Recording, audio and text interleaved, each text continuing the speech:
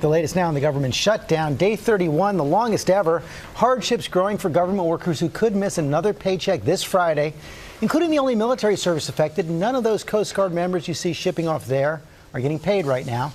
There are still no talks between the president and Democratic leaders, but the president went public with a new proposal on Saturday. So let's bring in our chief White House correspondent, John Carl. And John, the president framed his proposal as a compromise, but Democrats aren't biting. No, they are not, George. They don't like it on the substance. And they also say they don't even want to negotiate with the president on the border wall until the government is reopened. That said, I am detecting the first inklings of movement towards a possible compromise that would lead to an end to the shutdown. On one hand, the vice president yesterday said that the White House expects the proposal to change in Congress. And yesterday, Democrats were not completely ruling out money for the wall. They just said they didn't want to talk about it until the government is reopened. So we're not there yet.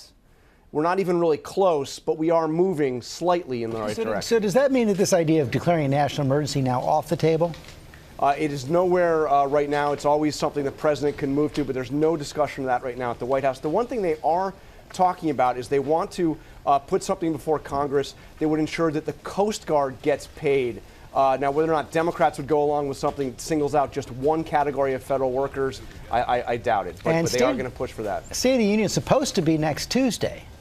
It's supposed to be next Tuesday. The president tweeted over the weekend that he is still considering, I guess, effectively showing up. He called the offer, the original invite to speak, a contract. But it's not going to happen up on Capitol Hill.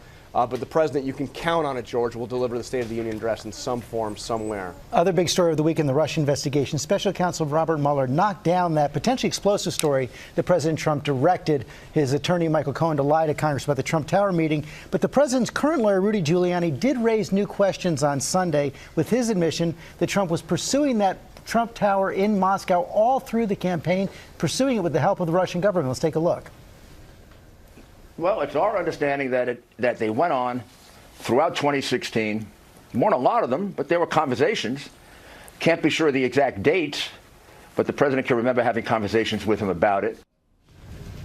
Well, you know, and in the New York Times, Rudy Giuliani told them originally that the conversations about the Trump Tower Moscow project went until November of 2016. George, this is all highly significant because this is during a time when the president is saying things that are positive towards Russia. He's moving to change the Republican platform on Ukraine and also being very critical of NATO, something that, of course, would be very favorable to Vladimir Putin. Inviting them to release the Hillary Clinton emails as well. And you can't get a tower like that built without the help of the Russian government. John Carl, thanks very much. Hi, everyone. George Stephanopoulos here. Thanks for checking out the ABC News YouTube channel. If you'd like to get more videos, show highlights, and watch live event coverage, click on the right over here to subscribe to our channel. And don't forget to download the ABC News app for breaking news alerts. Thanks for watching.